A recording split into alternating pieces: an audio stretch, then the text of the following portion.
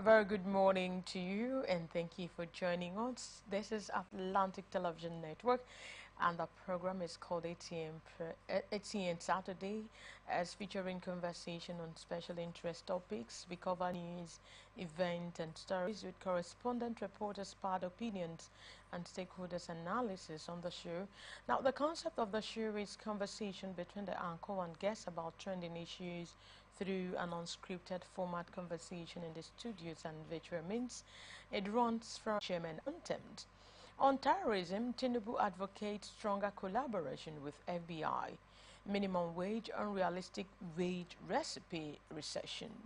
And on peacekeeping mission, resigns. And on Dangote refinery, plans 5.3 billion naira liters of fuel storage. And coming from diverse businessman sues Apple for 5 million euros. We want to embark on a very short break. When we come back, I'm going to introduce my guests for this morning show. Please stay tuned.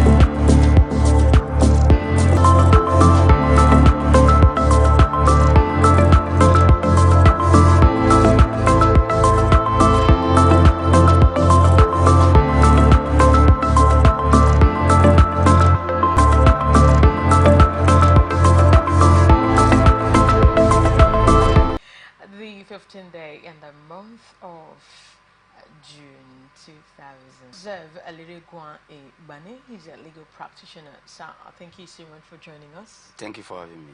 All right, and I also have Frank and our. Now let's go to first of all River State. An appeal court sitting in Port Harcourt has directed a lawyer to FCT. The 27 pro-wiki lawmakers led by Martins Amihule had defected from the People's Democratic Party (PDP) to the All Progressive Congress (APC). They had gone to the court in the National Assembly, the Amihule-led faction and the seat of the Speaker, House of Assembly. Now, I just want to hear your reaction, Mr. Frank and Awaji Ogonono. What's your reaction about all this whole thing that is happening currently right now? Well, first it's about political interests, but ordinarily, people are now setting aside our laws to look at what is the opinion or the power of the people in power above them. Because for me, I feel what made the assembly members to come to another party is because they thought those at the top to define the laws based on his perspective, and that's what is caused. But we have what the law as a Rivers man, what is happening is appalling, because it's also causing friction in Rivers State. It's also causing confusion in Rivers State. It's causing a lot of what I would call discrepancy, not knowing what to do. But as a person, I feel that what is happening today is like we are in the era of all civilization, where we don't even know our right. And all of them were there, most of them, you know, I have told people that we in Nigeria, we are educated, but we are not in a way, we are not civilized in a way, because when you look at what is happening, if the laws are the instrument that guides us, what do we do? The law should guide us and we should behave according to the law. But what do we see? Like issue of this, the appeal court maybe ruling yesterday. It's not a judgment. Yes, I mean, yesterday. People have been talking on it about it. Oh, yes, this and that. Let the status quo. You know, in the law, when you hear that, you decide to pitch your tent on the area you like. Remain. For me, it's not a good omen in Rivers politics, and it's not also helping us to stand as the people, because these people now, the lawmakers, they have followers, and also they have people that they have somebody they are following. You know, people have been talking about the former governor of River State, who is now the FCT minister, Barrister Ezebon on weekend. And mind you, what gave these people the impetus is that, oh, those at the top will protect their interests, not even about the law.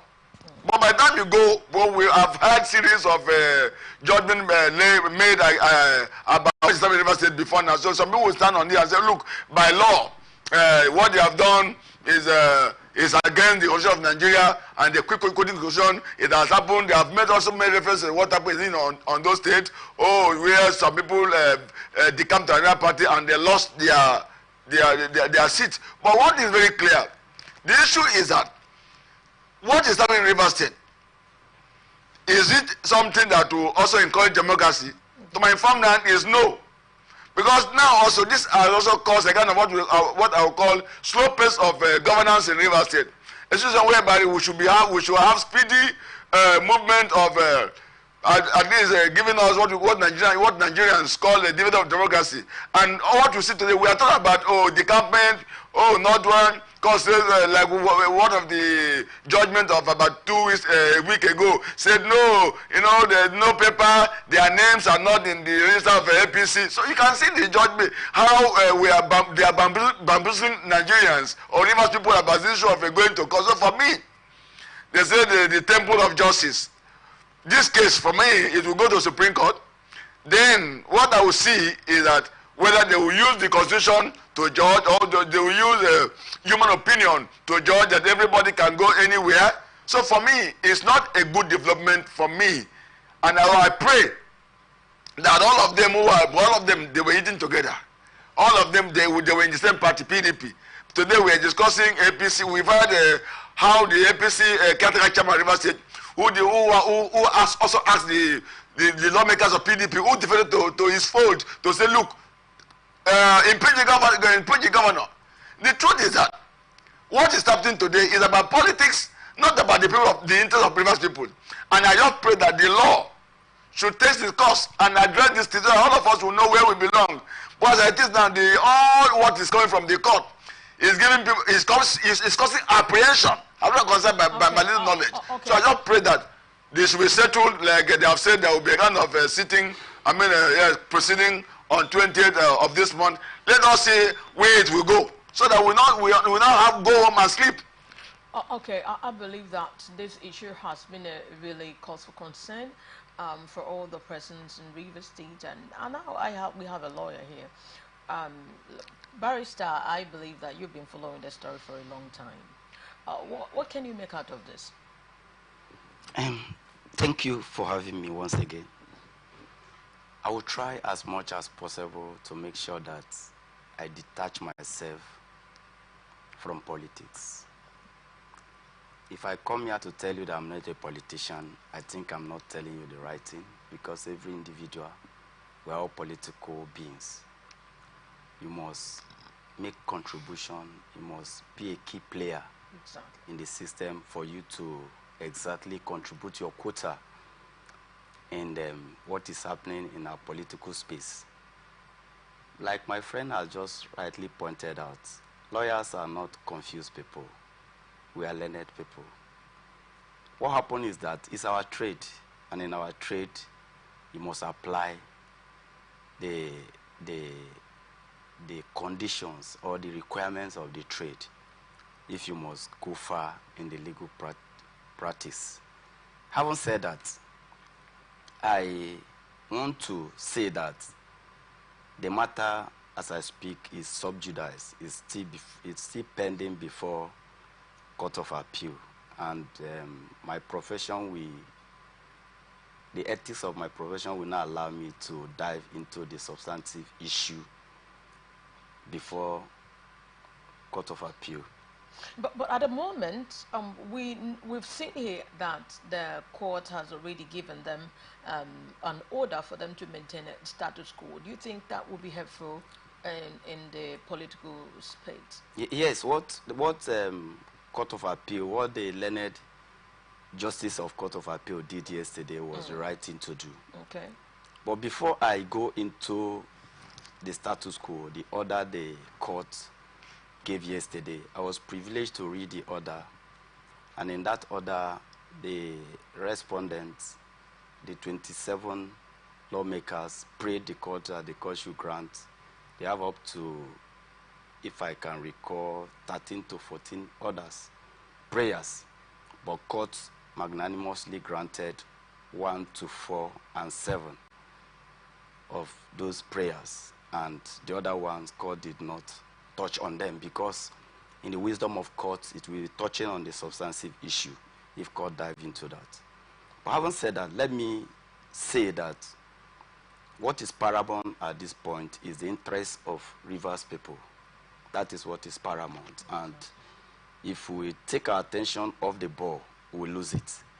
I want to call on all key players to understand that we cannot continue to fight. We cannot continue to kill ourselves for issues that we can resolve on the right table.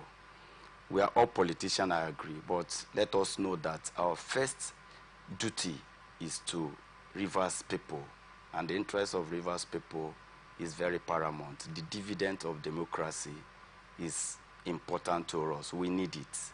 People need to be employed. People need food on their table. People need to be secured, because the situation where an individual or citizen of this country behave as if you're local government of your own, where you produce water for yourself, you produce security for yourself, you produce virtually everything for yourself, is not telling good of us. And so I will call on all the key players, the politicians, whosoever, to shift their sword and see how peace will reign. It's important peace will reign. Peace must reign, because without peace we cannot achieve any other thing. For now, the governor, His Excellency Sim Joseph, is still the governor of Rivers State, and there is no issue to that. And I will urge every other person who has tested the power or who is about to test the power to allow this man these 4 years to give Rivers what he got. He started very well in a good footing. I must commend him. The first thing he did was to pay civil servants, pay them their arrears, and promoted them. That, to me, is a good one. And there's no way somebody will work for you without being promoted. He did that, and showing us that he's going to give us more thing if we allow him to run. But whether they do or not, I know 4 years is sacrosanct.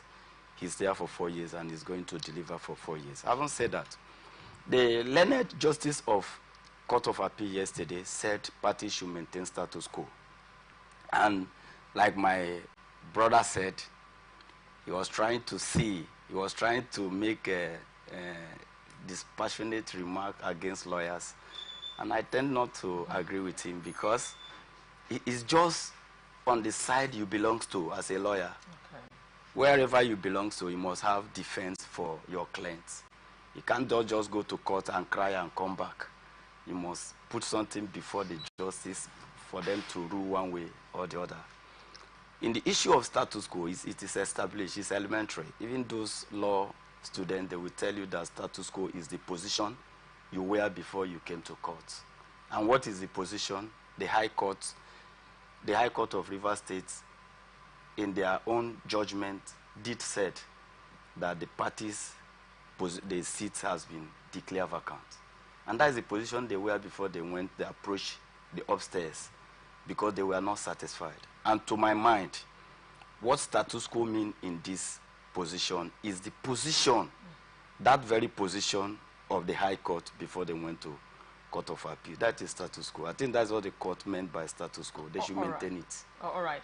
I believe that because the court is involved, and everything, anyone, whether this party, the other party, I think they should concentrate, first of all, the interests of the masses should be considered first in everything they are doing. I agree with because you. If they continue, this thing continues to linger on, I don't believe they will really achieve their blueprint, because they must have a blueprint before coming to say they want to rule the people of Rivers State. All right, let's move to Abuja right now. The Court of Appeal sitting in Abuja has dismissed a contempt charge the former governor of Kogi State, Alhaji Yahya Bello. instituted against the chairman of the Economic and Financial Crimes Commission (EFCC), Ola Olukoyade, over his planned trial. The appellate court, in a unanimous decision by the three-man panel of justices on Thursday, forwarded the judgment of the High Court in Kogi State, which the embattled extra governor replied upon to initiate the contempt case against the EFCC boss, Justice Jamil Abdullahi of the Kogi State High Court, had summoned the EFCC chairman to appear before him to show cause why he should not be committed to prison for allegedly disobeying his orders pertaining to the case against Bello. The summon followed a Sweet Ahmad HCL 68M/2024 and a motion number HCL/190M/2024, which the former governor, who is facing the 19-count charge the anti-graft agency preferred against him, filed before the court. Bello contended that the EFCC chairman flouted an interim order the High Court made on February 9, 2024, when he directed officials of the commission to lay siege at his Abuja home in a bid to effect his arrest. Now, he maintained that the anti-graft agencies pawned the subsisting court ruling when it approached the Federal High Court in Abuja and obtained an ex parte order for his arrest and trial for alleged money laundering, breach of trust, and misappropriation of funds to the tune of 80.2 billion naira. Therefore, Bello, through his team of lawyers, initiated a Form 49 contempt charge for the committal of the EFCC chairman to prison for disobedience of court order. Meanwhile, after he had listened to submissions of Bello's lawyer, Justice Abdullahi summoned the EFCC boss to appear before him to adduce reasons why the application that was made against him should not be granted. This is the case coming from Yahya in Kogi State against Yahya Bello and the EFCC. A case was filed against him. He had a lot of charges against him for misappropriation of funds and a whole lot. But he kept evading the court when they invited him. I don't know if you know about the stories. Yes.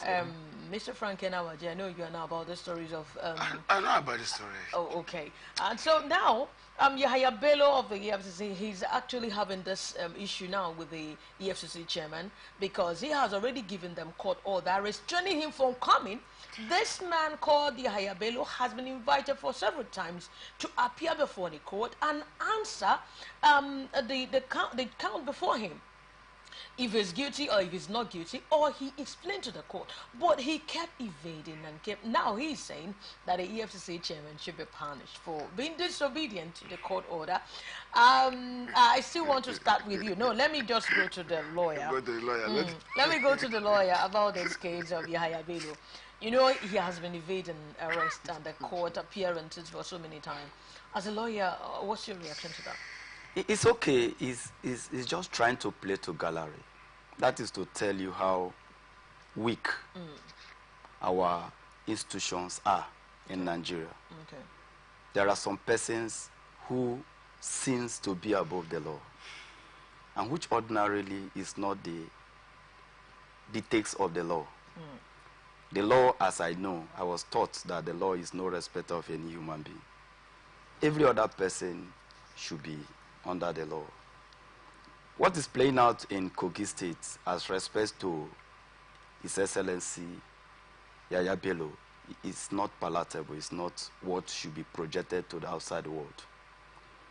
If you don't have anything to hide, I shouldn't know why you should invade or refuse to answer call from a body that has the power to do so. The court is vested with the power to summon whosoever if there is a need. And he has been summoned because of the position he had and because of his godson.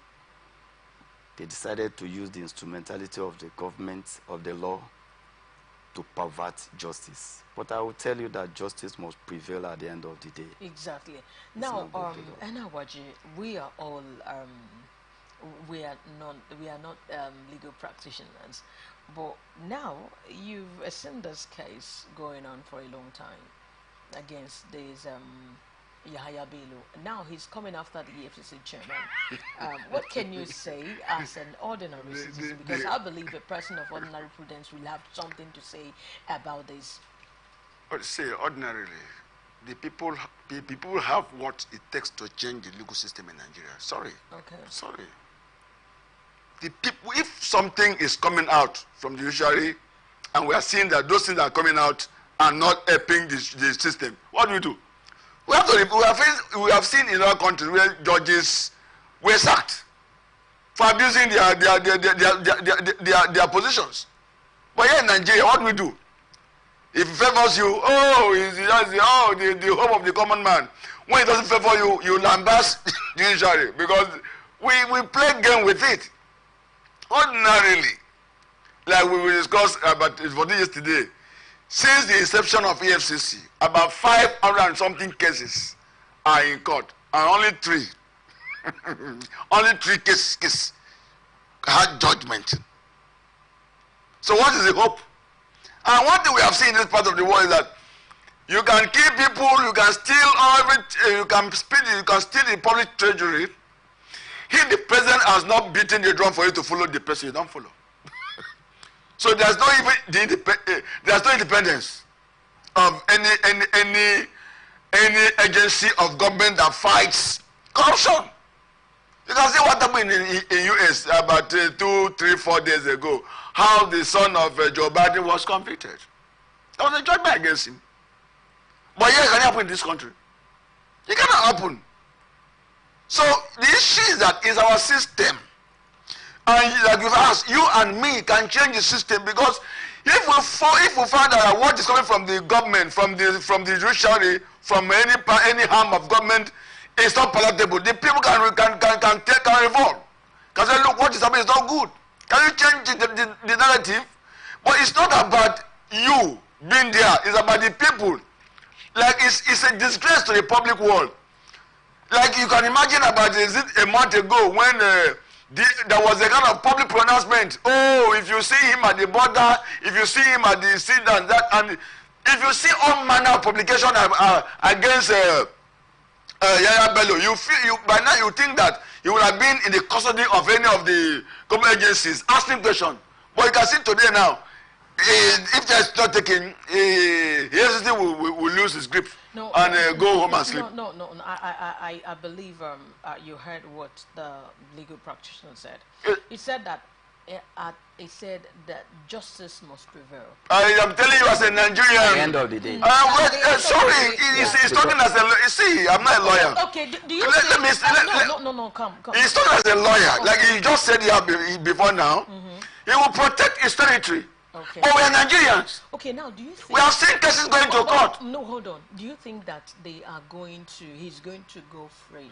Excuse me, let me also ask you. I won't ask you a question. You are meant to ask me a question. Okay. I will ask you a question. Okay, go ahead. Why Nigerians are not happy what is happening? Let me tell you for free. Because it involves, I even said it too, in a way, it involves the big man. Okay. So the law, like he said, some people are above the law. He said it here. Some people, by our own allusion, making references to what is happening in Nigeria, the people in government who are highly placed now, in a way they are above the law. So that's why you see what is happening. I say in a way, because if somebody like that should be a feeling. But it's something real. That something will happen to a common man. You will see how police will swing into action. By now, whether we like it or not, if it's to be a common man, EFCC will go and set aside whatever order, using all the powers that they have in their disposal. But because it involves a highly placed politician, this man may have issue with the party or with those in government. And you can, like as of 2 days ago, we heard that some people even in EFCC, sorry, it's a report that is in the, not even on social media, in the newspapers.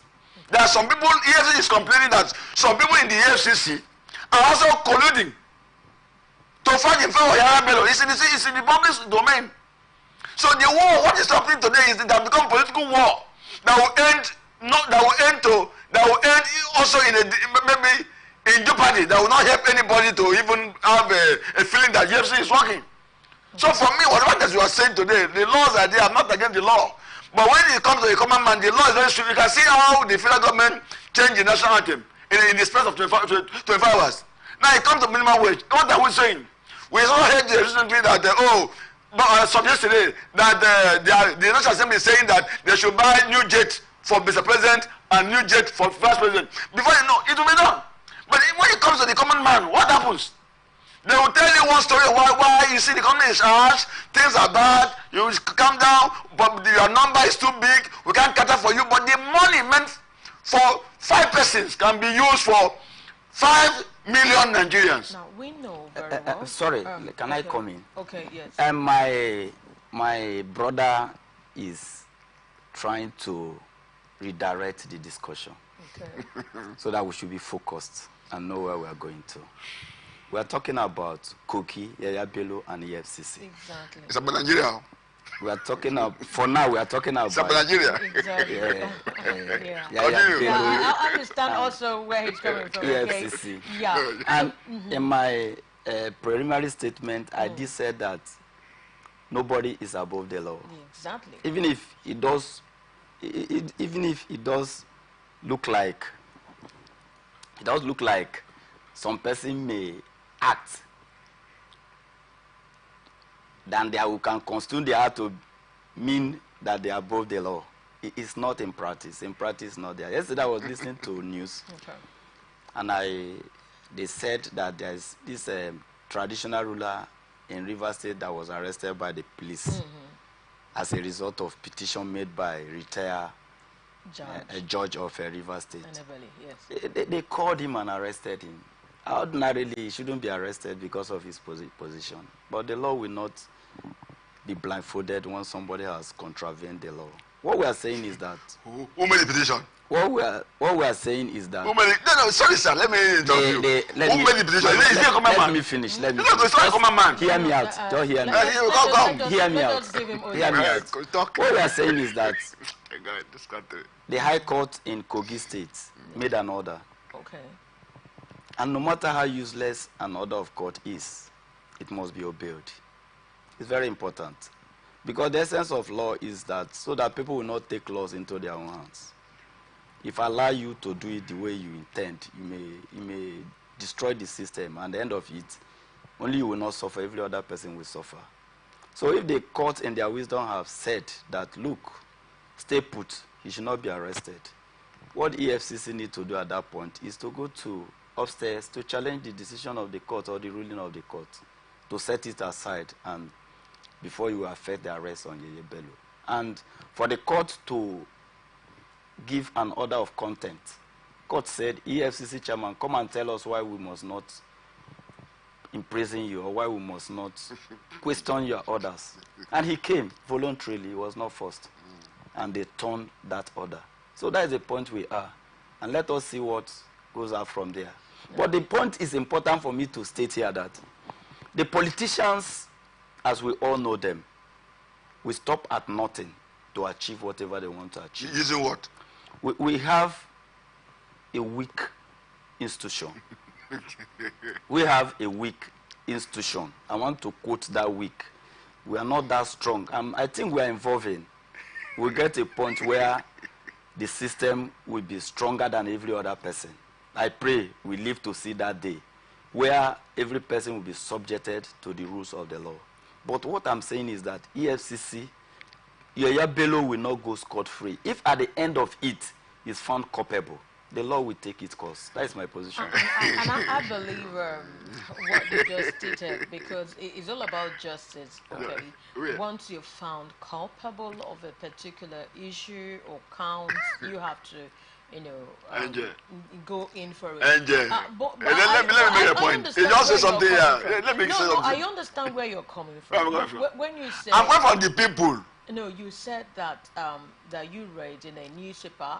But I just want to... Have you not seen it before? Wait, I just want to tell you that what we do here is verified information. Yes. But then, I don't know where that one is Now, coming from. let me also... He said something. Permit me to say something. I want to... Like he just said that to former Justice Enebeli wrote a petition against, sorry, this is against a treasurer, and he was what? Arrested Fine. Yes. Sorry, no, you are nodding your head. Yeah, we said it yesterday. The person who wrote the petition is a common person. Let one of the subjects of that chief raise a petition against. I'm sorry, I'm Nigerian. I do investigation. I do journalism. You have not done any Sorry, that police. Go and write a petition against that man. As the same thing that this person wrote, that police swung into action to arrest the terrorial officer clapping hand for. It takes time. If it's not coming from up, nothing will happen. That's my concern. That is not correct. Barrister, That is not correct. Barrister, let us speak for the people. My concern is this. What is good for the what is good for let me establish my point. I am not here to we are here to educate the Latin Nigerians. Okay. Yes, so that we should do it in a right. We should do it in a decorum. Because so that we enlighten when the common man cries out for a rating, investment is carried out. Investment is carried out. You will not see the government, even the police force, going to do the right thing. They will step it down. But when a senior man cries out, you will see the speed of light involved. That's my concern. I'm not saying that you are not working, but I say if it's the same thing that happens to the common man, and the government will just keep quiet if nothing has happened. But when it happens, just like what you don't hear today, the National Assembly just approved 300% increment for judges in Nigeria. There was no argument. I think you can hear that. So it is good we do the right thing for everybody. I'm a Nigerian. Let me take you back to this question of Yahaya Bello and the EFCC. Yeah. Okay. In a nutshell, are you saying that there won't be justice for this issue yet? If you ask me, no, I just want to infuse. I will answer. If we are a sincere nation that believes in our laws, there'll be justice. Okay. But if we are not sincere in the system, but Yahaya Bello, with all manner of noise making we've heard about his arrest and this and that, you go and sit down, even travel out and enjoy the money. That's my problem. That's my fear. Okay, I just believe this is just your thing. It's my opinion. That is his view. Yes, it's my opinion. And he's entitled to it. Yeah, I'm telling you what okay. it is. All right, I think we've really deliberated much on that, and but we believe that no matter how bad the system is, for as long as we are in Nigeria, justice must prevail, because this issue of Yahaya Bello in Kogi State has really dragged Nigeria. In fact, it's denting us, even in the judiciary. But I believe that they are doing their possible best in order to make sure that this man is answerable to the whole count charges presented before him. Because you cannot just made away with our 80.2 billion naira of Nigerian money. Allegedly, okay. The masses will just say, this is what you have done. You have taken this our money. You have misappropriated our funds, and Nigerian government to just keep quiet and be looking at you. Now they came to arrest him. He ran away. There was siege. Was a whole lot. I believe that Nigeria, no matter what, like the EFCC chairman says, he must make sure that a thorough investigation is being carried out, and if he is found guilty, he will also face the full wrath of the law. Well, let's look at another case. President Bola Tinubu has called for stronger collaboration between Nigeria's law enforcement agencies and the U.S. Federal Bureau of Investigation, FBI, in the fight against cybercrime, terrorism, and other related crimes. The president made a call during a meeting with the FBI Director, Christopher Asha Ray, at the State House on Friday in Abuja. As you can see there, Tinubu described the presence of the FBI Director alongside his team in Nigeria as a recognition of the enduring partnership between Nigeria and the U.S. in the fight against financial crimes and terrorism. Now, security chiefs who attended the meeting included the National Security Advisor Malam Nuhu Ribadu, Inspector General of Police Kayode Egbetoku, and Director General of the Department of State Services DSSS Yusuf Megaji Bichi.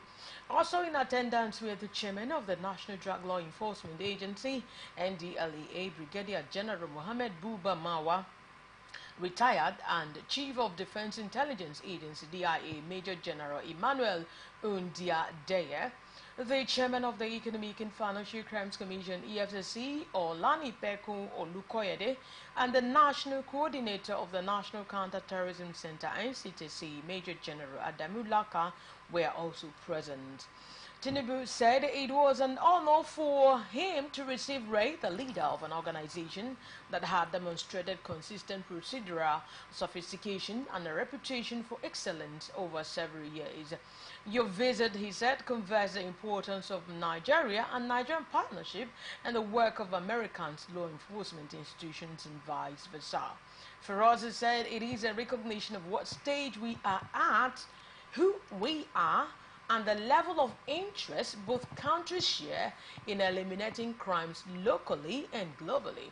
We cannot achieve this important feat of eliminating crimes without collaboration. Now, we're talking about how the government is actually advocating for collaboration with the FBI. So I want to ask, what's the economic and financial implication of this collaboration?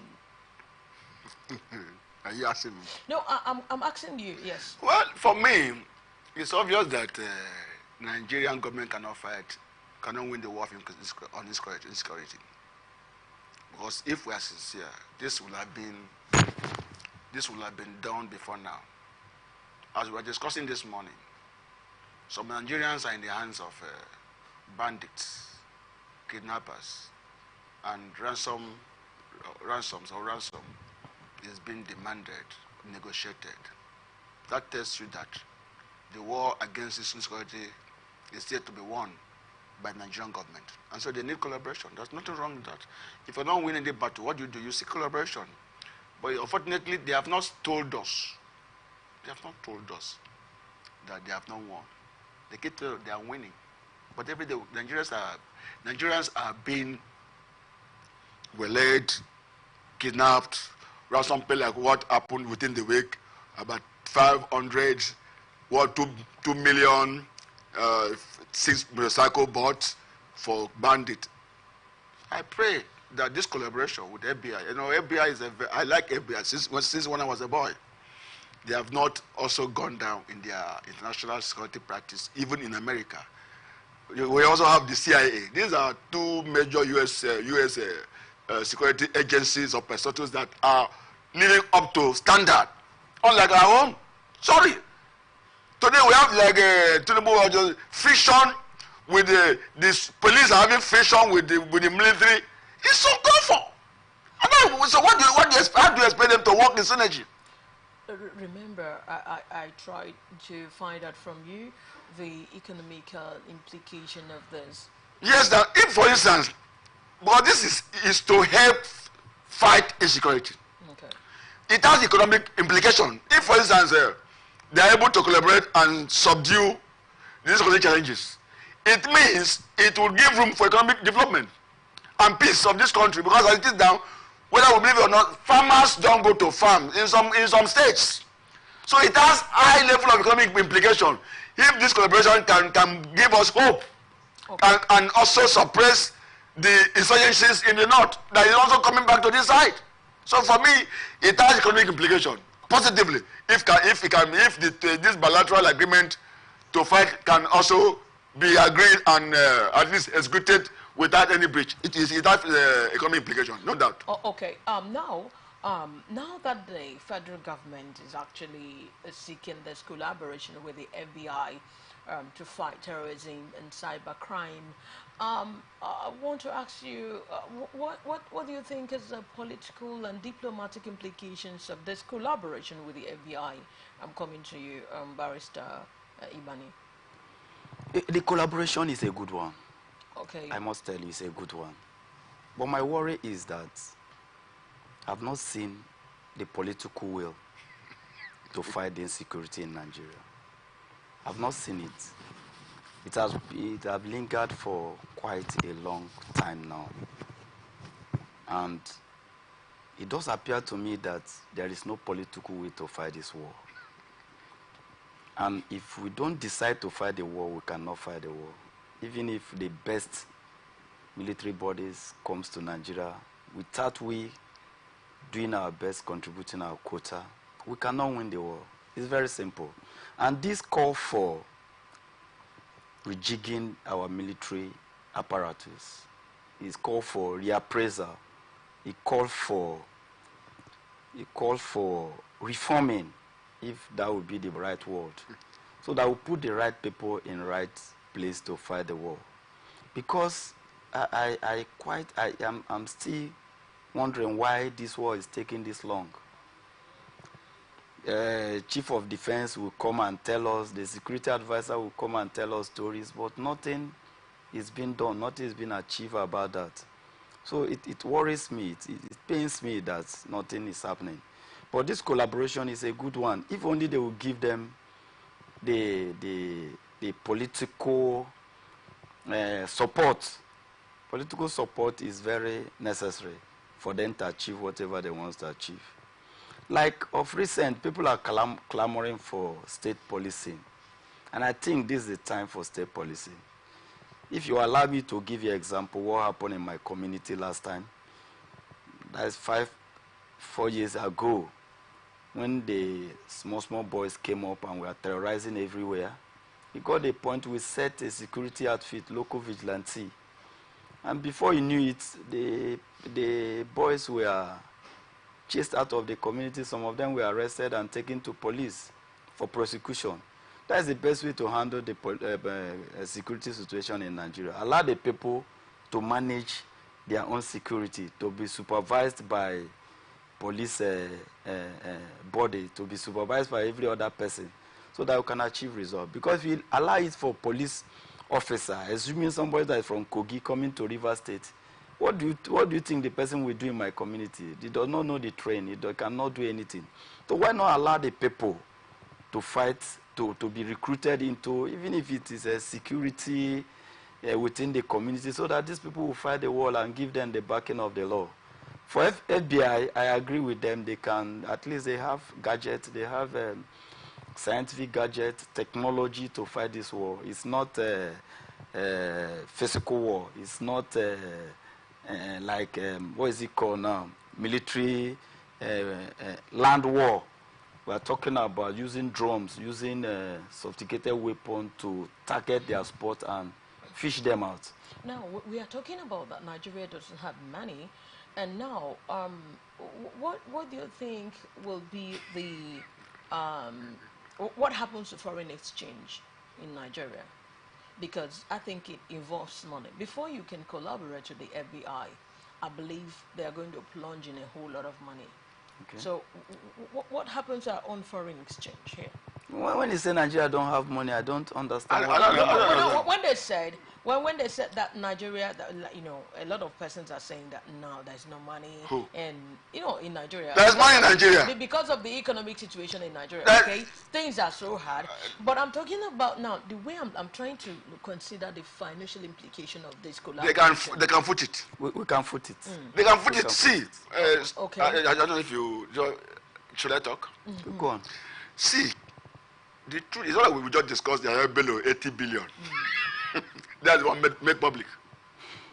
Today we are still grappling with the Mefele billions. So we are still grappling with the Abacha's loot billions. So that's the ones we're able, the few out of hundreds of thousands of people who made the way with our public funds. Nigerian government, like he said, if they have the political will to say this thing, we must fight it, they will fight. But when they don't want to do, they will not do. There is money. Sorry, I just told you. No, they said they cannot pay workers 62 and 220. But you can see in the midst of this, they are saying they want to buy jet for Mr. President and for the last president. You know how much is a jet in Naira?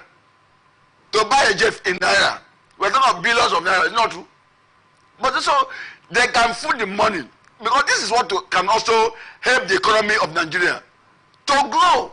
If you find securities, see, it will help even our foreign exchange to also have value. So for me, I feel it's just issue of sincerity. All right. If they are sincere, the money is there to fight it. All right. Well, that's how much we can go for that. I think both of you agree that is a welcome development in Yeah, our agree. country to get rid of these terrorism and cybercrime, that our youngsters are actually engaging in. Now, let's move on to another story. A former National Publicity Secretary of the Social Democratic Party, Alpha Mohammed, appealed to organized labor to reconsider its demand for 250 naira as minimum wage, saying it may result in hyperinflation and recession. Mohammed also raised concern that if labor continues to threaten to paralyze commercial activities and shut down the national grid again, despite warning from state governors that it is unsustainable, it is capable of eroding the gains made by the current administration in the past 1 year. The politician made the plea at a press conference organized by some elder statesmen under the aegis of the concerned Nigerian patriots in Abuja. Media Online reported that the Nigeria Labour Congress and Trade Union Congress had embarked on a nationwide strike to demand an increased minimum wage for workers and the reversal of the recently increased electricity tariffs. However, the industrial action was suspended after the Labour leaders signed a commitment with the federal government to resume negotiations and develop a new minimum wage within a week. Now, last Friday, the tripartite committee concluded its meetings as both the FG and the organized private sector agreed on 62,000 naira, while Labour pegged its demand to 250,000 naira. Now, but Mohammed insisted that their demand was unrealistic and could lead to greater economic hardship for the masses. He said the recent demand for an unrealistic minimum wage by the Nigerian Labour Congress and the Trade Union Congress poses a significant risk of plunging Nigeria into another recession, exacerbating the economic challenges that President Bola Ahmed Tinubu's administration has been diligently working to overcome. Now, we're talking about minimum wage and unrealistic wage. We're saying that it's going to lead to recession and so on and so forth. You know, this issue going on, all this in Nigeria, minimum wage, the Labour says they want 250,000 naira now, but from 492 or 94 thereabouts, and now they brought it to 250,000 naira. And some governors are protesting to that is not realistic. That is, if they continue to say that they will need 250,000 naira now, because they've been negotiating and negotiating and renegotiating, okay, that is going to plunge Nigeria into recession. What do you think about that, Mr. Frank Kenawaji? It's not true. Please, you see, the way our politicians are talking in this part of the world, they want to incite the public against labor. The issue is this. There is also a law in the land of Nigeria that says every 5 years, workers' wage or minimum wage should be reviewed. There's a law, there's a legal framework that supports that too. So why is that? Why is it that Nigerian government will fail? Ordinarily, by 1st May, today we're in June, by 1st May, Nigerian government must have made pronouncement about the minimum wage. But they have not. So for me, issue of a recession, issue of this and that, has been on ground before now.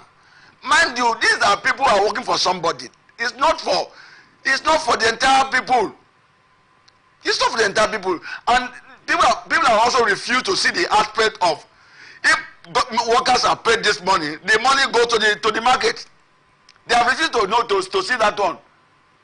Now we have seen people in governments like the president or presidency. We have presidency and presidency organized banquet dinner. You know how much was paid for that dinner? It was in billions, not in millions. Those were nobody will account for. Those ones does not affect our economy. We need to be critical about what is happening in this country. For me, I'm not saying 250,000 should be, but there is. You just said also, even the 62 and 60, they said they cannot pay. So which way to go? Like Osoro of the business member said, which way Nigeria? They said now it's not even the 250. They said the 62 or 60,000, not in between 62 and 60. So which way to go? We are just talking as if today what is happening in this country is that people are playing pranks on issues that should be handled with the human face. The same worker was receiving 20,000 or 30,000 or 18,000 because I've heard that some were also receiving 18,000 as minimum wage, even up to this year. And the price of things, in 2015, I bought a base of Gary before President Buhari became president, 1,005 in 2015. That's in 2015, as President Buhari became a president. In a space of 5 months, Gary jumped to 5,000. As we're discussing here this morning, I bought a piece of Gary, the one I bought, 25,000 naira, depending on the allocation. So government should also rejig the economy. We should not be talking about labor. Things are harsh. Things are hard. There is need for government to be proactive. Because for using labor as an excuse on how not to work, it's not good. Every Nigerian should know that it's not even about labor. It's about the rate of Nigerians. That things are not in order. Therefore, the federal government should wake up. Not use labor as a tool to buy time. Wait. Nothing for now. It's working in terms of food. Everything is on the high side today. Sorry, if somebody gives me now $1,000, I won't say pounds or euro, $1,000. I've been giving millions. But if I'm giving 1,000 naira today I give 1,000 naira to somebody that I'm insulting the person. The value of a naira has gone down. Today yesterday we were sort of depreciation of naira. So for me, issue of labor should not be used as an excuse or to incite the public against labor. I've listened to Mr. President on June 12th that said he will prepare a executive bill and send to the National Assembly for speedy debate on it. I pray. So for me, I am of the opinion that there should be upward review. Okay. Not the issue of 250 may not be feasible. That I have to be frank to myself. I'm frank, and I was going to let it be that the federal government and the labor should come to an equilibrium where we can have something in the end. But saying that what labor is demanding will bring down the economy. The economy already is in a state where all of us should come together and say, how do we fix the economy? Because issue of recession is already affecting everybody. If Nigerian play the ostrich, it is only in Nigeria that prices of things will go high. Nobody will react. They will be saying labor. In some states, in some nations of the country, when the product goes high, the masses go out and protest. Here in Nigeria, we wait for labor, so that we accuse labor as if labor is the only person. You and me, we cheat ourselves to the part of it. Also, for me, what labor is demanding is subject to negotiation, which Mr. President said he will look into it. So for me, no position should use of labor to bamboozle Nigerians as if we don't know what is happening. After all, some of them go home with some millions of naira. Like the form of APC presidential. The present form of APC was sold 100 million. I asked myself, you can work even as a civil servant, both your gratuity and pension cannot give you 100 million. Quote me anywhere. But that's what somebody use, and nobody is crying about that one. That one will not cause recession. So for me, let labor and federal government come up with something that can be paid, so that all of us too will build the economy of Nigeria. This economy cannot be built outside. It's within. That's my take. All right. We all know what really happened during the strike. The national grid was shut down. It affected a whole lot of persons. And now the Labour is saying that they need now 250,000 naira as a minimum wage. And some people in that space occupying that political positions are saying that this is quite unrealistic. It's going to plunge us into recession. I want your reaction, Barrister. Angel, I want to tell you for free that what Labour is asking for. In fact, I want to align with the, what is his name? The man that said that is unrealistic. Okay. I want to align with him that what they are asking for is unrealistic. Oh, really? And I'm telling you that. I want to differ with my brother. Differ. What, I don't like using the word common people or ordinary people, but what citizens of this country are asking for is for food on their table. It's for to access transportation to where they are going, to access housing, security. That's what we need. We can work. We are not lazy people as somebody described us. We are very industrious people. We can work. This is what we need. Maybe labor is, that is for labor. But if you ask me, if I'm in Hem of Affair, if I'm in their mix, I will we rather ask for downward review of the price of petroleum products. Ask for downward review of the price of petroleum products. And equally ask for downward review of the electric tariff. That is what we should ask him for now as we speak, because it's touching in the life of people. How many people are working in this country? There are private persons. There are individuals who go about their normal business. So if labor is clamoring for 250,000 or thereabout, is it for everybody?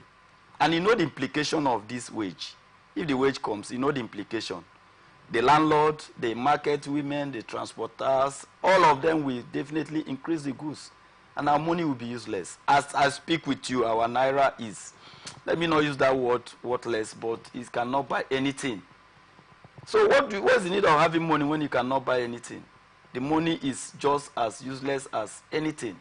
You cannot translate to nothing. So why not we talk about how to reinforce the strength of naira? How to bring down the price of fuel so that every person can access it. So that if you have 1,000 naira can put food on your table and you live a life that is befitting of a citizen of a country, rather than having 1 million naira that you cannot account for. And Angel, let me say here, I don't belong to the school of thought that we'll be using pounds, using dollars in measuring or transacting in Nigeria. I hate it with passion. And I have not taken time to convert dollars to naira. And I will not do it. You know what? Dollar is not our money. What I know is naira. And it's high time we told them that this idea of using dollars to deceive us, they should stop it. Tell us, use naira to convert the money to naira. If you are telling us $300 billion dollars, what is that? What is the meaning of that? You are deceiving me. Tell me 300 million naira. I will understand that in a simple language. This is one of the means the government used to play pranks. Let me use that word, pranks. They deceive us. Quote dollars, quote pounds. It's not my business. My business is naira.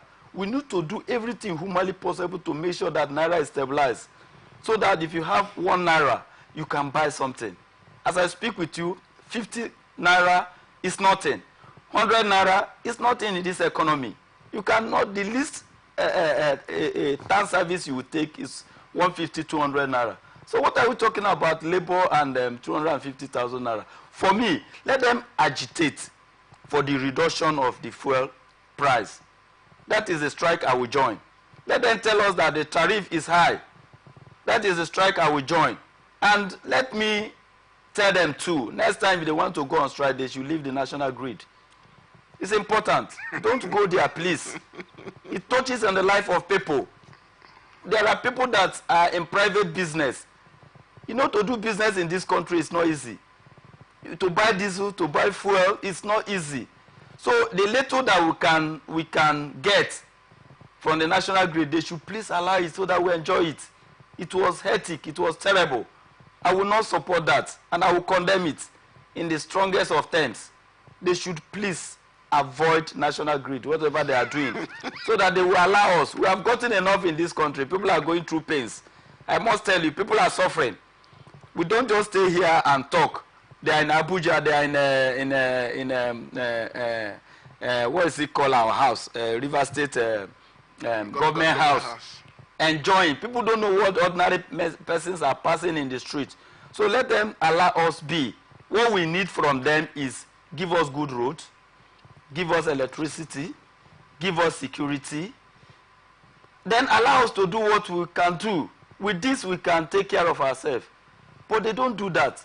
Rather, they stay there and be telling us billions dollars, billions pounds, billions this, billions that.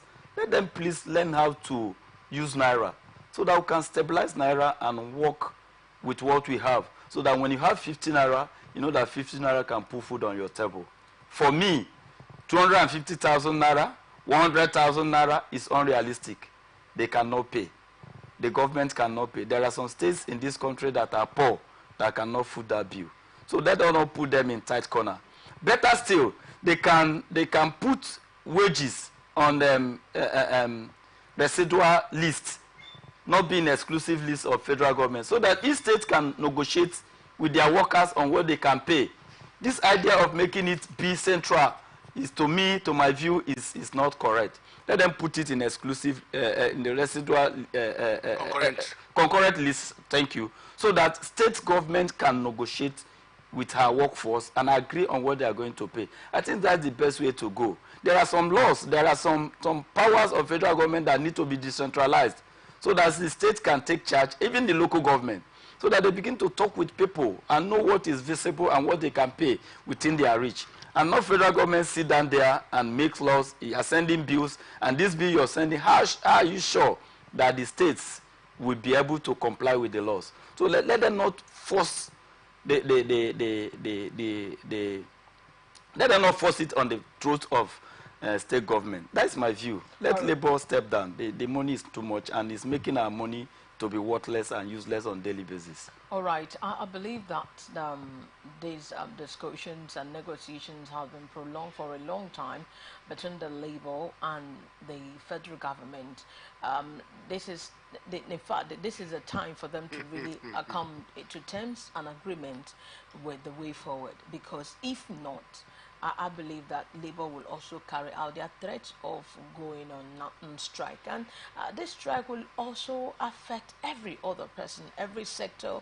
It's going to affect us. But I believe, and I'm urging here, the federal government to really do something. Let us stop talking about this minimum wage. Whether it's decentralized, like you advocated, Barrister Ibani, like you said, but they have to decentralize something so that each state will know if they are capable of paying that or not, and they will come to terms and say, this is what we are going to pay, or this is what we are not going to pay. Well, what I'm saying is that there should be a resolution. There should be a resolve. They have to really come to agreement as to way forward, so that because they said if two elephants fight, it's the grasses that suffers. I agree. All right, we just want to embark on a very short break. When we come back, we are going to look at peacekeeping. Stay tuned.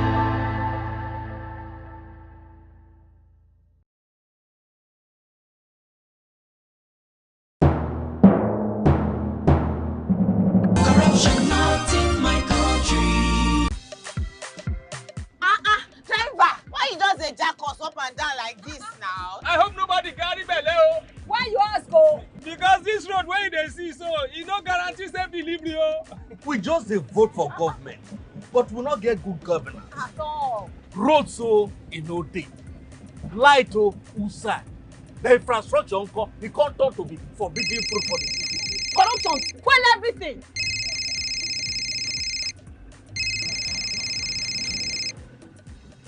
Hello?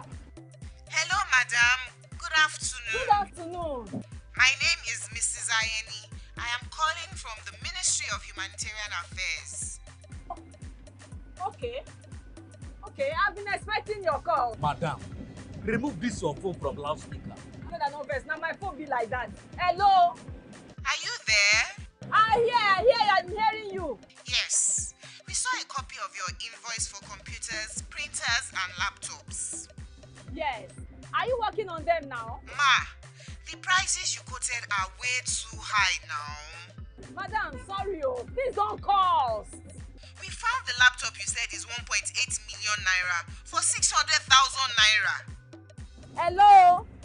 Now my body network there. I can't hear you. Network is bad. Madam, we can hear you. Continue. Hello, I can't hear you. I will call you back. Their behavior no good now. Madam, now this kind behavior they kill our country. You suppose do things differently, make Nigeria for better. Corruption not in my country. This message is brought to you by the Atn Saturday Foundation, the MacArthur Foundation, and with broadcast support from Atlantic Television Network. corruption not in my country. I don't get a lot. Boy, they won't buga me small. They say, man, give them bribe. I say, nothing. Okay, now, we'll go block later. You remember that contract we will do that time now? They don't pay. But first, you see the house rent with the old things. We go first call caretaker, take the money, slap him. Beg, see, you know, say I get annual levy where they pay for club. Where me and boys they shark beer in our house, I could pay that one. You remember say me and tell you I go buy you motor. I go buy now. Okay, they pay you money now. We don't they beg caretaker? We would they beg landlord, old man, and they agree give us time. Money can't come now. You won't divert time. You said na corruption. Corruption, not in my house and not in my country. Sure? Sure. Corruption not in my country. This message is brought to you by the Atn Saturday Foundation, the MacArthur Foundation, And with broadcast support from Atlantic Television Network. corruption not in my country. What do you want to buy? Potato. Small baskets. I want plantain. But why your plantain can't hard like this? Madam, now the outside hard. Inside there, it is very soft. Madam, wallahi make her no buy them. Make her show you something. What? What in be this one? Madam,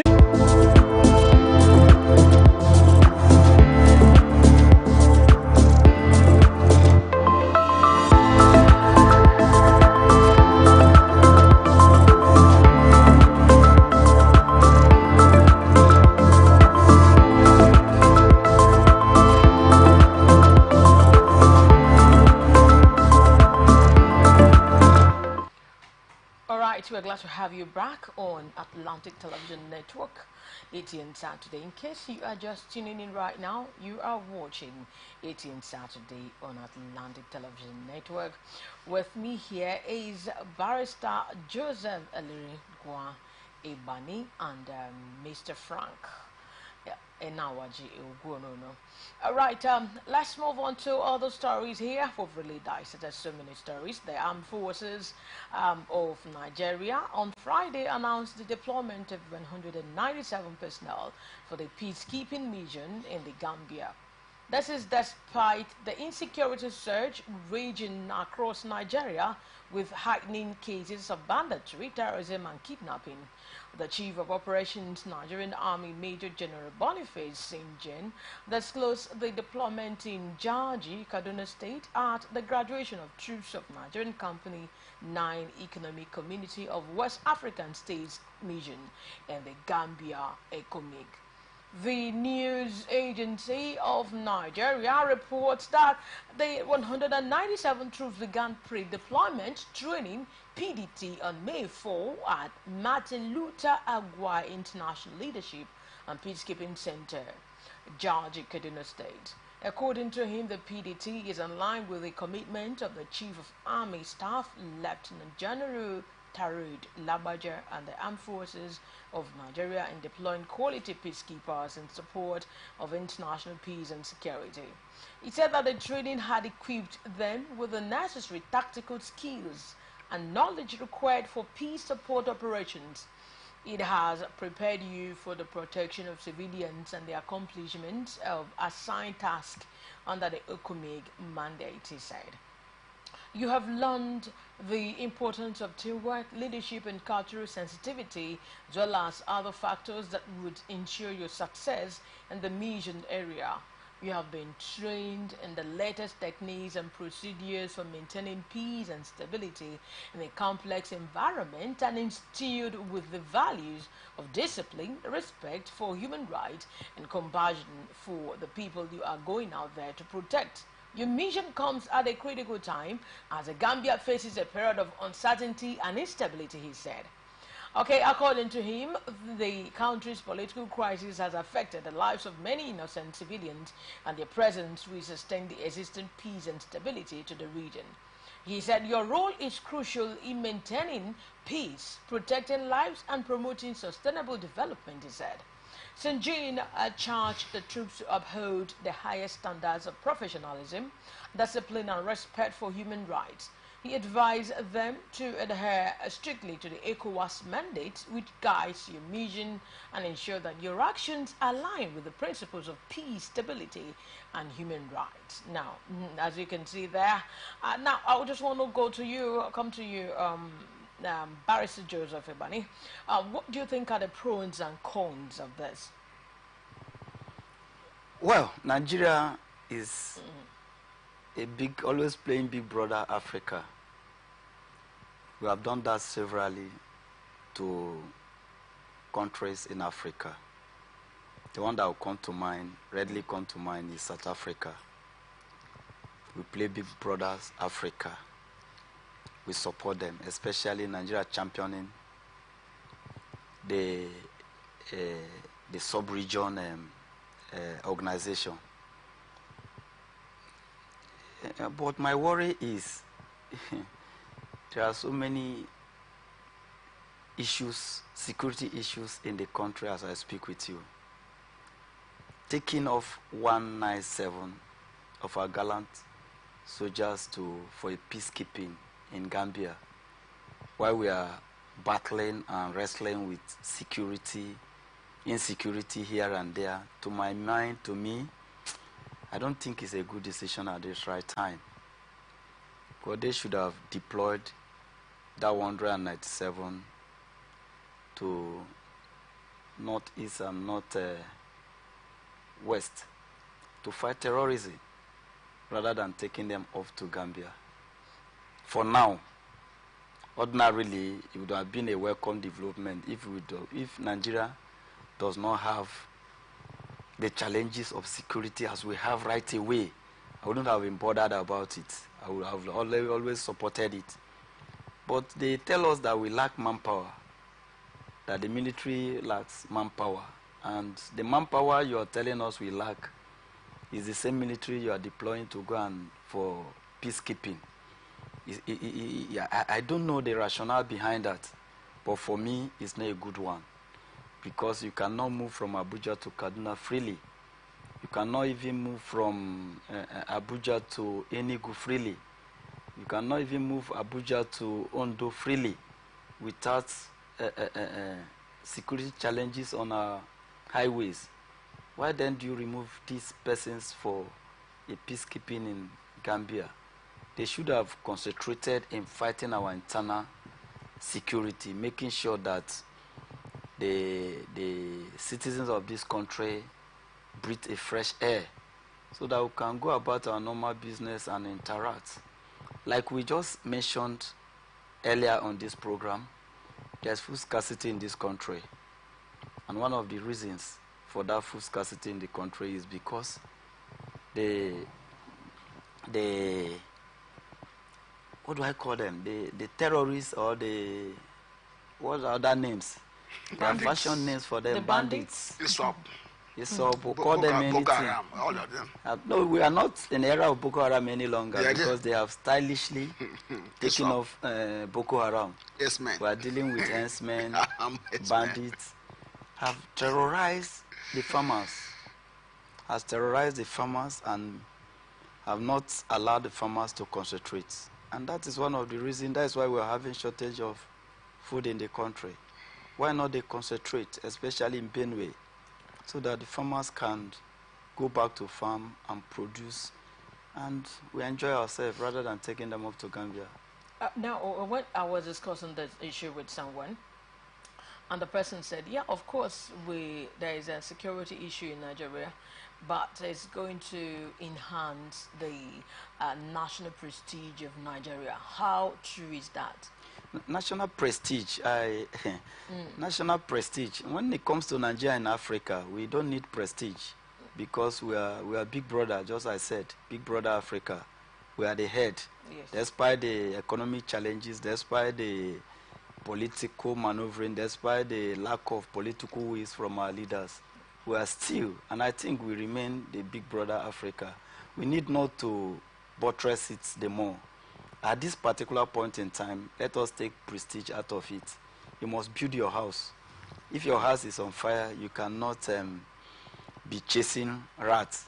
You must make sure that you control the fire before any other thing. What should be paramount at this point in time is the security, internal security of this country, and we need to see how we can handle it and make sure that every person sleeps and wake up without complaint of bandits or Boko Haram or any attack from any quarter. That is what I think is should be paramount at this particular point in time, rather than taking off 197 personnel of our gallant soldier to go and fight peacekeeping in Gambia when we are surrounded with issues of insecurity in Nigeria. That is my view. It's okay. All right. That's quite appreciated. Like they said, the saying that says charity begins at home. Yeah. Okay. Now let me come to you, Mr. Frank Nawajogono. I believe you've been part of this, and you know what now the security situation in Nigeria is, and what is going on. How the bandits are really killing a lot of persons, especially in the northern part of Nigeria. Now, what's your take on this? What's your reaction on this? Do you think that this is the appropriate time for Nigerians to disperse troops, get them trained in order to face the security challenges in Gambia and now leaving that of Nigeria? Well, when you consider the timing, it is not appropriate. Okay. The timing, because of what we have. Okay. We have all manner of security challenges in Nigeria. So even taking our soldiers out to fight in peacekeeping in other countries of the world is like a misplacement of priority. Yes, Gambia is a small country, that I know very well. Immediately Yahya Jammeh left office as a president, all manner of political crisis ensued. And that's what is happening today. Nigeria has been on the front burner, on the frontier of fighting for some African countries. I know it was Nigeria during the Abacha's regime that restored the government of Tijan Kaba in Sierra Leone. Also, Nigeria also played a pivotal role in Liberia. So Nigeria has been fighting, being the father of Africa in terms of strength. But when you consider locally what is happening, are we supposed to send soldiers out? The answer is no. But are we supposed to help our neighbors? The answer is yes. That I will not go against the Nigerian state. But when you consider the way things are, because also some few months ago we did a kind of a research about the number of soldiers we have. Nigeria doesn't have up to even good 500,000 soldiers. What about the police? We don't have up to 1 million. We don't have up to 1 million guiding 200, our own is a guess estimate. We've not been able to do census to know our real figure. We depend on maybe UN giving us their guess figure, how we have been able to go up to maybe 200 something million. We are not too big even at that. Because I know every time we run to America, American population is bigger than Nigeria, and landmass of America is about 3 times, 5 times bigger than Nigeria. But yet, the system is working. So why we should be talking about Nigeria not sending a troop to Gambia is because of the insecurity challenges we are having in Nigeria now. Because as we are discussing today, we are not at war with any country, but we have refugee camps, not one. In Nigeria, as about 2 weeks ago, we were told in a camp, over 200 women gave birth to children in a camp.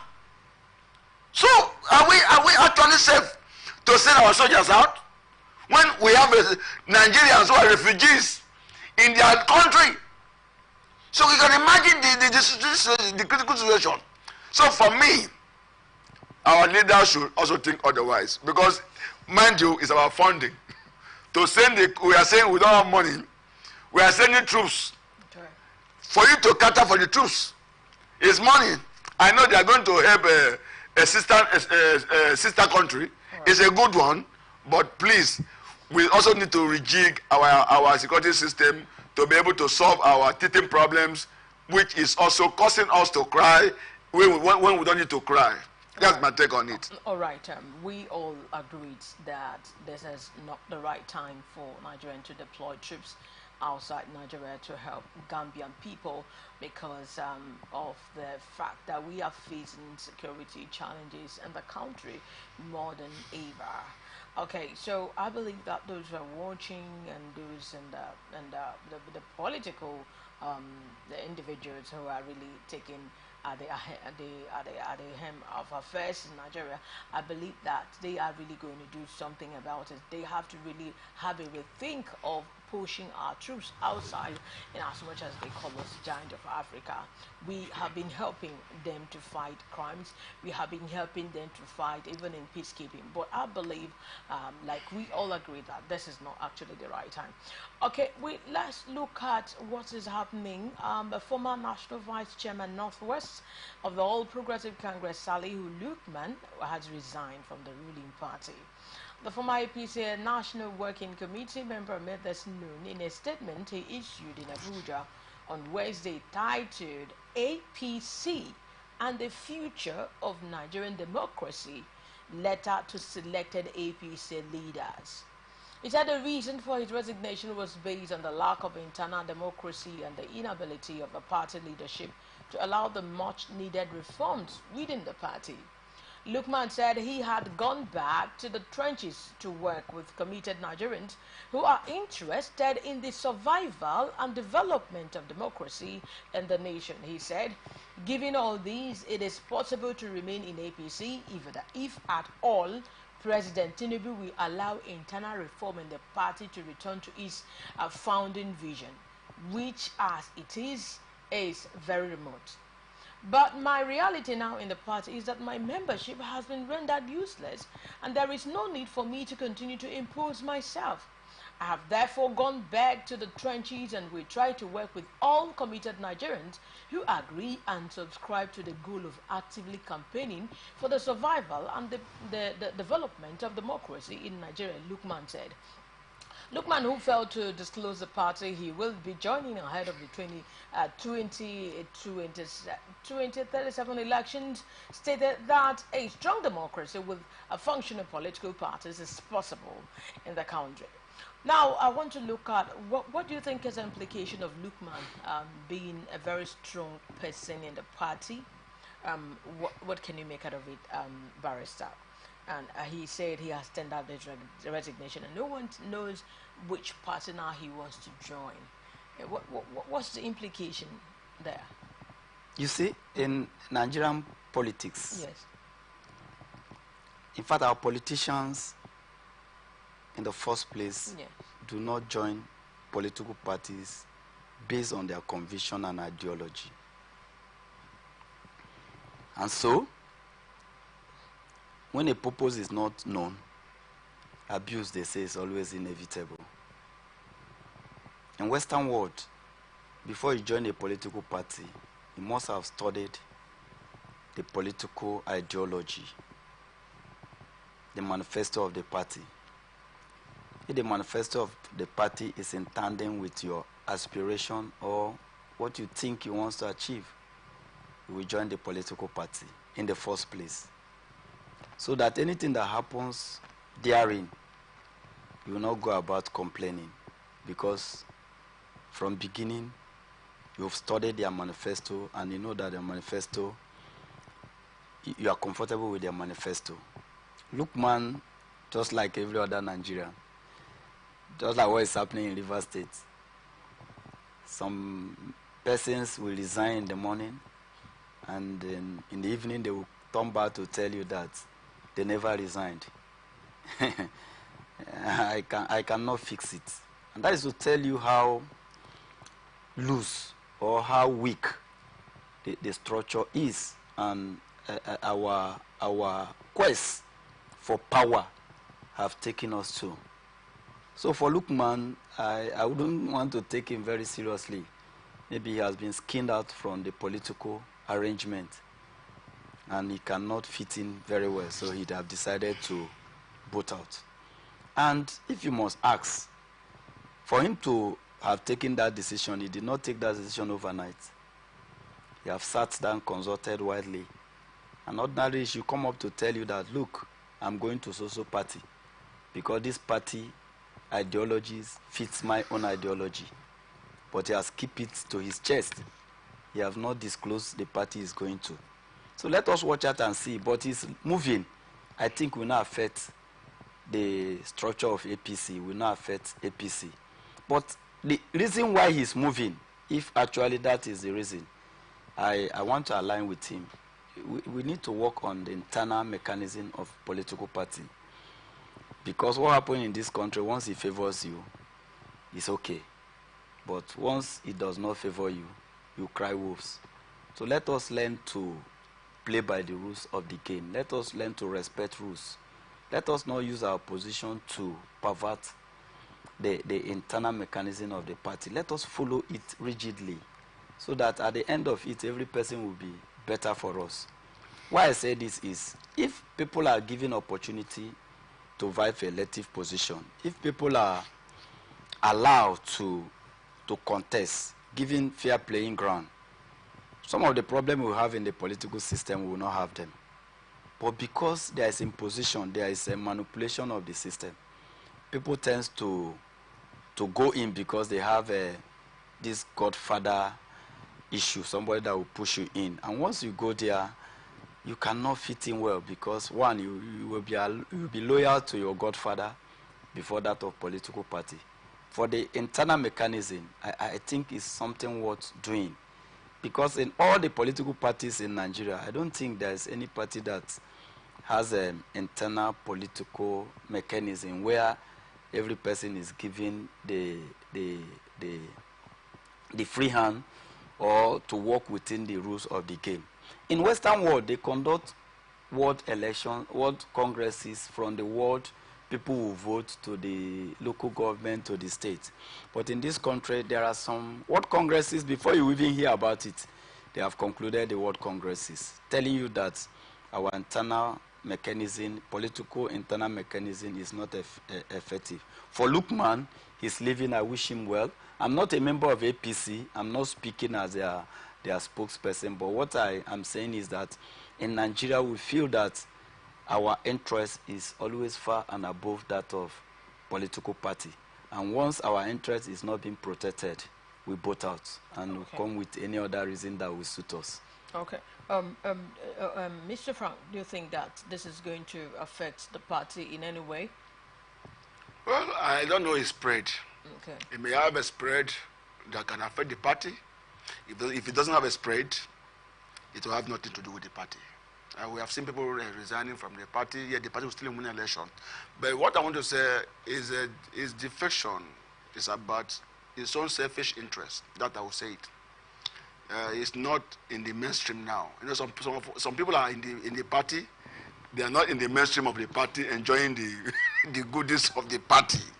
So for now, from my own opinion, looking at it critically, I feel in a way he has been sidelined by the party in terms of decision making. So his presence has nothing to do with the party. Whether he's there, the party will carry out his programs and policies. So for him being there, and mind you, is one of the officers of the party.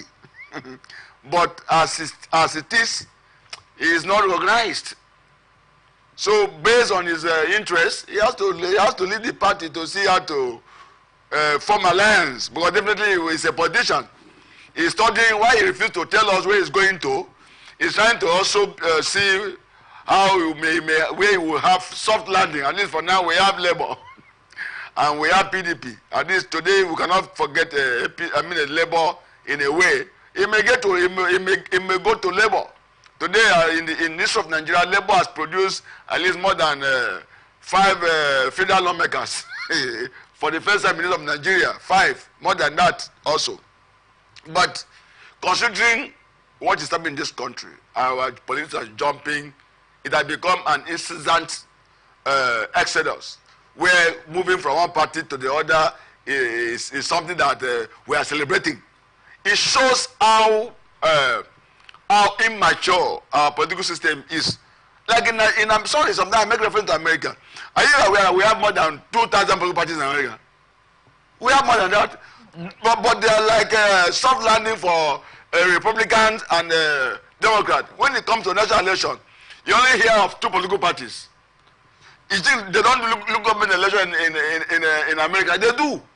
Because we have what we call is it mayor. That is it. But the issue is this. In Nigeria, the structure is not about the party itself. It's about an individual. And when you are not favored, what do? You break the party structure. But now what is happening in Nigeria? So people are bigger than the party. Yeah. And that is what is playing out in Nigeria. I agree. So when you see that you can pull out and destroy the party, you pull out. And that's what we are saying. So whatever he's doing is about his selfish interest. Because the party is not favoring him. You know, today too, the leader of the party, the leader of APC, by the party structure too, is the president. It may not be in the good book of the president. And the question is, if I may ask, if it's in the good book of the president, you think he will resign? He will not resign. He will stay because he will be having contract. He will also be nominating people who are loyal to him. Yes, that's the truth. But as it is now, it's not in the good book. It's my own opinion. But I am going deep into this particular pronouncement by Lukman that he has resigned from APC. The question is, why did he resign? If he's in favor, will he resign? He will not resign. He will say, oh, President Tinubu, APC is the best under election of Tinubu. That's what we'll be hearing. But as it is now, there is a crack that is not getting what he's looking for. Okay. Maybe people from his state, they are not in his own camp. So what do? You have to look for another party to join where you can also play the big man to get what is good. Where your interest will be protected. That is it. Where your interest will be protected. And that goes on to the saying that they said politics is a game of personal interest. But it's true. Yes, that's what they said. That's what they said. But that was they said. Yeah. That is a game of personal interest. How true is that in a very short sentence? To them, because the person wants to be satisfied first. And to me, it shouldn't be. Yeah. It shouldn't be. It shouldn't be. It should be the interest people, of the masses, the people should come first before you. Exactly. But in this country, and it's important I state this. In this country, I've seen political heavyweights who have destroyed a political party because of their selfish. Like in River State, it's a case study. It's playing out in River State. And I'm against it. Why I'm against it is that if the system that have given you everything, and at the end of it, the system said, okay, just allow also the another person will come in to continue. And you says no, because the system have not favored you, want to destroy it. To me, it's a very bad one, and we should be discouraged from that. I believe for us to make Nigeria a better country, it has to be the interest of the masses. I agree. We agree with you. Exactly, just like what we do, what they do outside there in the Western world. They will always look at that person that has an interest of the people at heart, not just only selfish interest. So Yes. I believe that we are moving forward in Nigeria, Yeah. and we've really talked about The forward is we are slow. We are very slow. Okay. How many years is Nigeria now? Since something. We are still slow. Since the fall. I know we are making progress. Since I the know we are fall. making progress. If I tell you we are not making progress, Oh, I'm yeah. not telling you the truth. But the progress is insignificant. Okay. Let us move in a faster. Let me join some. Like we are making progress, but the progress also is about the people. Okay. You see, the politics in this country is just on an individual. Then you can see that the people who should even correct the leader are the ones saying, he can do anything. He can do anything. It's his time. No! The masses that Yes. they are supporting Yes. is the people that are not telling You can us see, that allow the leader to do to do whatever anything they they want like. to do. It's his time. That's the irony of That's politics. how in the this politics country. is. Wow. And the people. And that's what you see in this, like in River State now. Nobody see what our leaders are doing. No. That to be wrong. Oh, Brahman, you can see somebody who jump from party A today. All of them, they have tested. They have tested the two political parties. Now in River State, you jump from party B to party A, and you are saying, "Don't worry, don't worry." In some cases, some of them are in the two major political parties. Yes, an APC and and the PDP at the same time. And they are saying, "No, that's no problem." And they are moving on. They have not seen anything wrong with that. Oh my God. So Okay, now it's a pain. I think we've really talked about politics, and I believe that whosoever that really want to govern us, or those and that, whichever political party you belong, you just have to do the right thing and protect the interests of the masses, Yeah. so that in case you want to vie for another time, people will also, because of the kind of confidence they repose in you and your political will, they will also, get you elected back there to that position. And now let's look at oil and the Dangote refinery. The president of the Dangote Group, Alhaji Aliko Dangote, says it is expanding the storage capacity of his refinery by 600 million liters. This, according to him, will enable the refinery to have a storage capacity of 5.3 billion liters. The Dangote Petrochemical Refinery currently has 4.78 billion liters of storage capacity for refined petroleum products. Dangote spoke at the Afris Bank annual meetings and Afro-Caribbean Trade and Investment Forum in Nassau, the Bahamas, on Wednesday.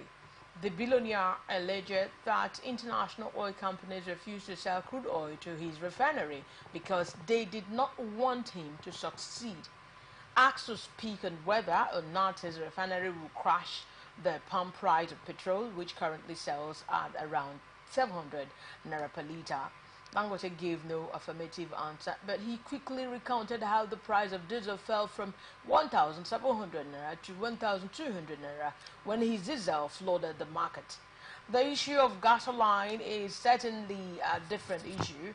That one has been dealt with by the government. But let me give you an example, he said, in the diesel which the industries, transporters and everybody consume. When we first started, it was 1,700 naira and the dollar conversion was about 1,200 naira then. Immediately when we started, within 2 weeks, we brought down the price to 1,000 naira. We took it from 1,700 naira to 1,200 naira, and from 1,200 naira to 1,700 naira, we have given more than 60% drop in price. With the currency now back up to about 1,500 naira per dollar, the price is still below 1,200 naira. That's a big improvement from 1,700 naira to 1,200 naira. And the diesel is available. We are not living from hand to mouth anymore. Dangote replied when asked about a possible petrol price cut. Now, we are talking about petroleum industries, and it has a very long way to play in determining the state of economy. Now, this is what Dangote is saying. He's planning 5.3 billion liter storage capacity, which is really going to help Nigerians. Well, how do you think, I want to come to you, Barrister, how do you think that this will go a long way in helping our country at this period? What do you think should be done? Yes, I want to personally thank the business mogul for the giant step you have taken. Yeah. I think it's overdue. We have clamored for this. And for a system to run very effectively, you must allow private persons to come into business. I wouldn't know how people will react to this, my view. But in my view, which I'm entitled to, government is not good business people. They don't know how to do business. They don't know how to do business because in our world, when you are appointed to take charge of any business, you see it as an opportunity to enrich yourself. At the tail end of it, you will squander and disorganize the business, and the purpose of business will not be achieved. So, I want to extend my hand of fellowship to the richest black man in the Africa, being Aliko Dangote. Oh, okay, I want to come to you, Frank. And now what you're going on, what can you say to that? Well, I actually, when I got the message yesterday, I actually applauded him. Okay. I must be frank. But I am not in support of him importing crude from other part of the world. But it will also trigger issue of price increase based on the dollar value. But that's where we have enough crude for Dangote to use in Nigeria. Has he said so that they said he will import? No, yes, he was denied crude. Yes, I followed it yesterday. He also read here.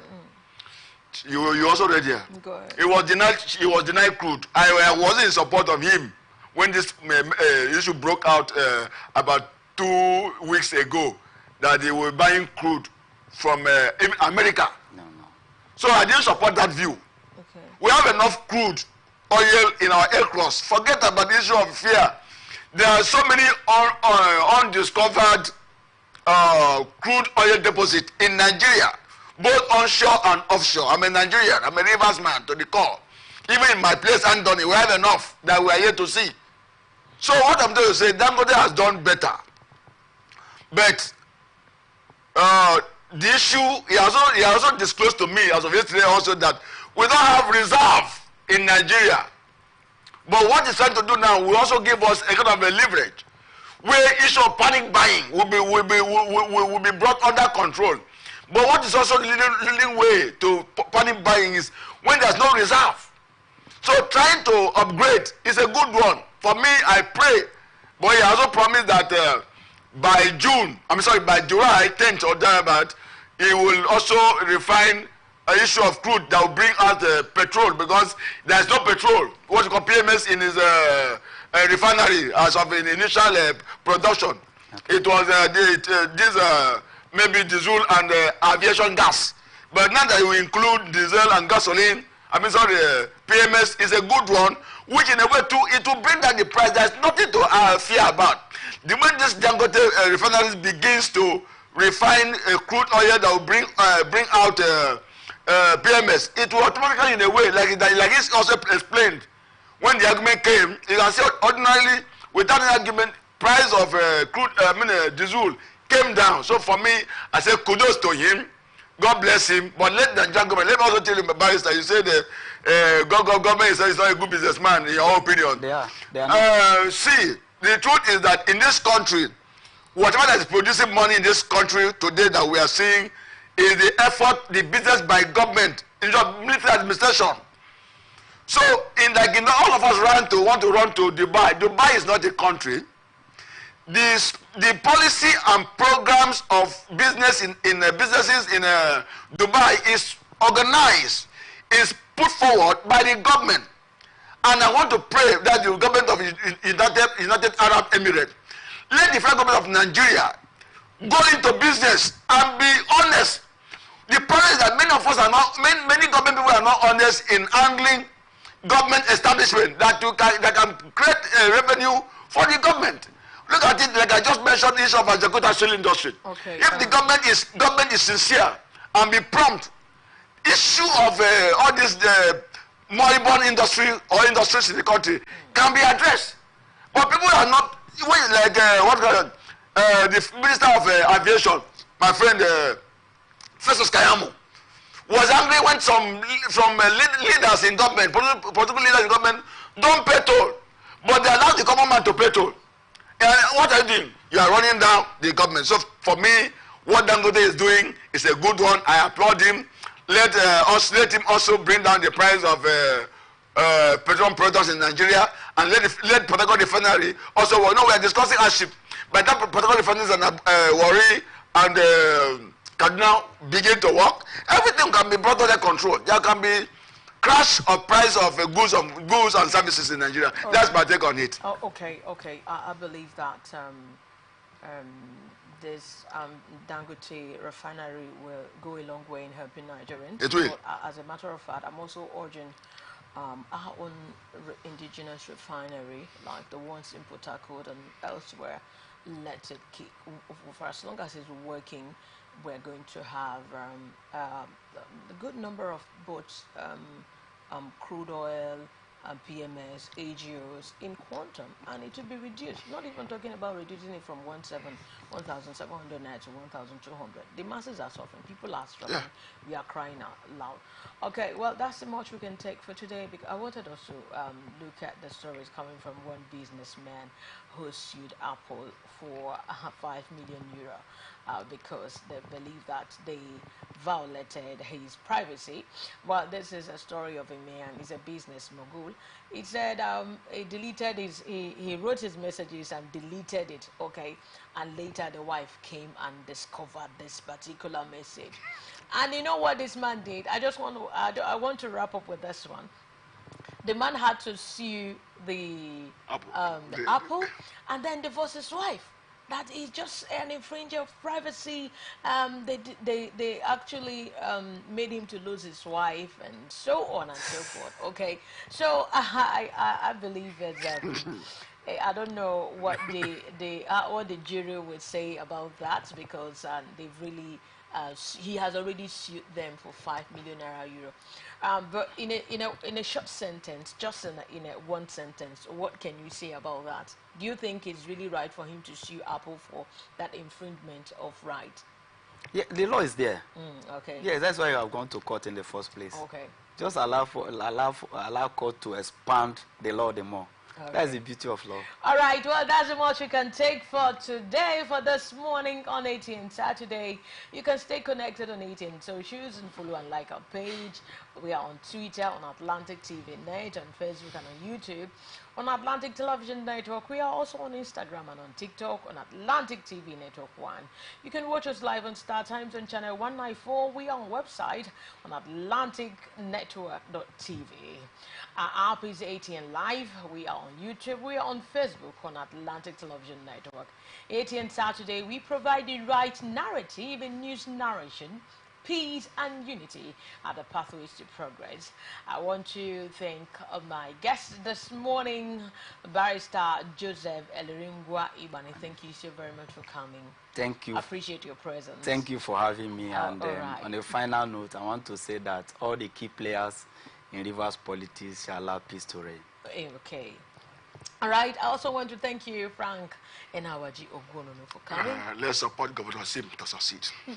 Okay, that's your own opinion? Yes, my opinion. I need a peace in Rivers State. Okay. If there's no peace, I can't come here. Okay. Whether I have money or whether I have money. Governor. Whether I have money, governor. Okay, all right. Thank you so very much.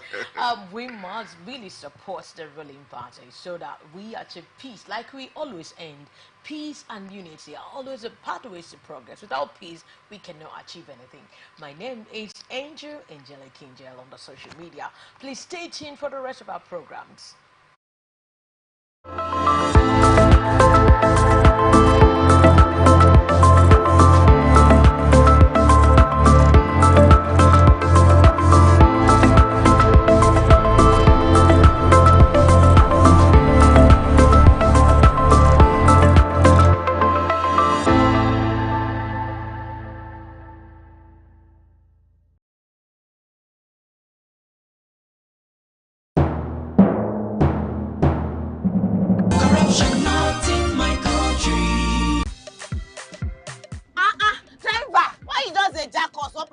like this now? I hope nobody carry belle o. Why you ask o? Because this road wey you dey see so, e no guarantee safe delivery o. We just dey vote for government, but we no get good governance. At all. Road so e no dey. Light o, who side? The infrastructure nko, e come turn to be forbidden fruit.